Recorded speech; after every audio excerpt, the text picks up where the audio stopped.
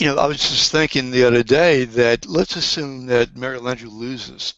So now you basically have a rookie at the U.S. Senate. You give up that incredibly important position in terms of in the energy committee. Now let's assume that David Vitter decides that he's going to run for governor, and he wins. Well, now you have another rookie in his place.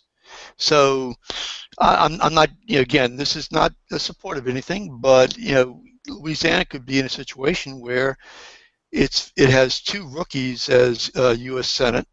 I got to tell you, personally, and I've got issues with all the candidates running for U.S. Senate, but I personally believe that there is something to the question of seniority. I don't think, Mary Landrieu, to her credit, actually spearheaded the recent, and I know that you may take issue with this, Jim, but she spearheaded the insurance bill that the Republicans and Democrats and the business community praised, the FEMA insurance bill, and so had she not had the seniority, we have some real questions as to what would have happened with that.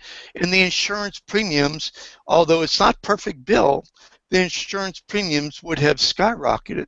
So to just say seniority doesn't matter. I don't care whether it's, in my view at least, I don't care if it's Republican, Democrat, if it's House or Senate, if it's Louisiana legislature. I think seniority does matter and should matter. Well, there's two separate questions. One is, does it matter for the state? And I think anybody who looks at it would say, yeah, it does matter. It's for the reasons you just pointed out. But then there's the second question: was that will that matter to very many people who go to the ballot box later this year? And my guess is not that many. And so having that position, it will matter to political insiders. It will help her certainly raise money, but the ordinary person who goes to the ballot box, I just don't get a sense of that. Sure. Well, let me just share this. Let me play the devil's advocate. I love to do that with you. We have a lot of fun doing that. But look, I've been around for 25, 30 years watching about all this seniority up in Washington, D.C. So you take the Energy Committee. We had Senator Bennett Johnson that was head of the Energy Committee, the chairman. Offshore oil money, we're still getting virtually nothing from the offshore oil that's being done. Mitigation and damages, it's carrying on. I'm not sure what we've gained from all that.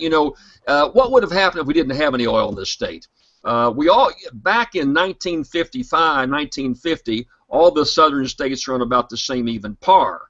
We had the oil, and what happened? Alabama jumped way ahead of us. Georgia jumped way ahead of us. Tennessee did. Arkansas did. In virtually every standard we set, they're up above us. They had no oil and gas. So, you can get into energy and oil and gas, and I'm not beating up on the oil companies. I've got a lot of friends that work in it. But, you take what you have, but lots of other states have jumped way ahead of us without any oil and gas. And I haven't seen this seniority bottom line out of anything specific for us over all these years. Sure, maybe you got somebody appointed to a special job, but in terms of legislation affecting the average voter who's going into that voting machine, I'm not sure they're convinced it's done any good.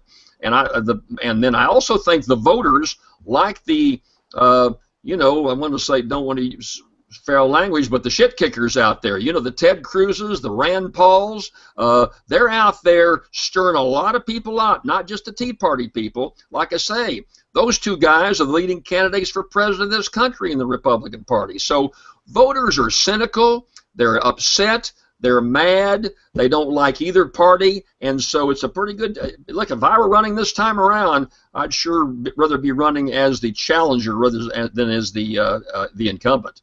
Well, the thing is that some of the same people who are, say, embracing Ted Cruz and, say, Rand Paul, they were out there screaming and kicking and crying about Bill Clinton and Barack Obama's and well, their lack of experience.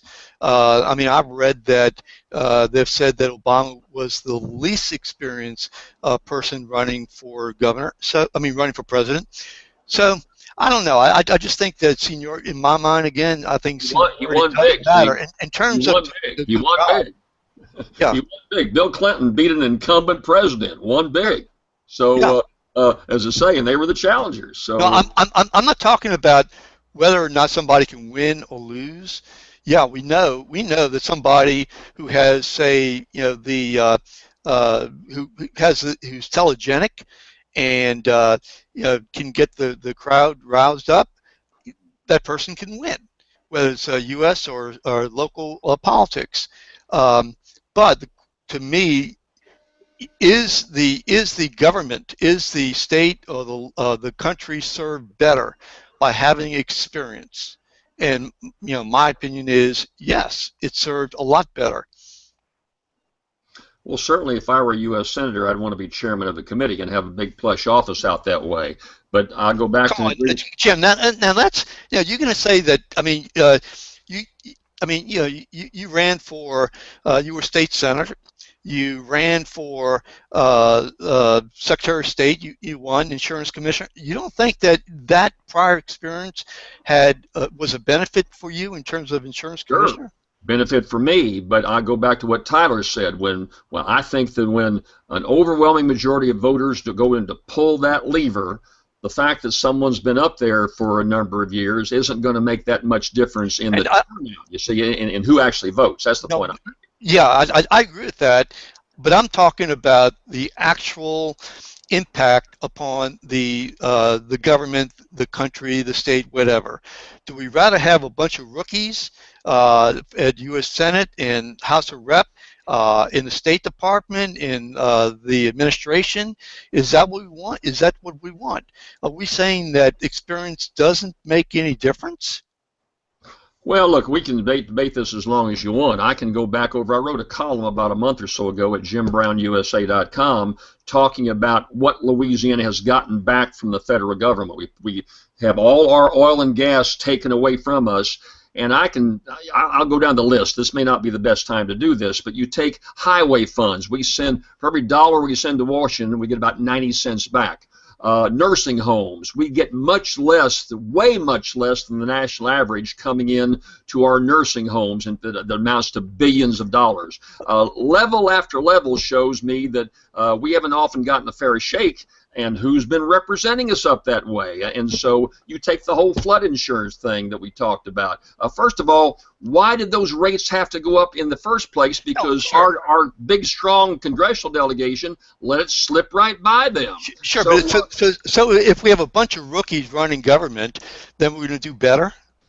Well, how do you define a rookie? A pretty sharp businessman or woman going up there who takes business practices and puts a good staff together. That don't bother me. I'd like to see some very effective folks along that line. We've got some pretty sharp congressmen. You know, Steve Scalise has not been there that long, but has built up a pretty strong base in terms of who he represents. Let's see, who's the congressman over in Southwest Louisiana? The doctor over there, Bustani.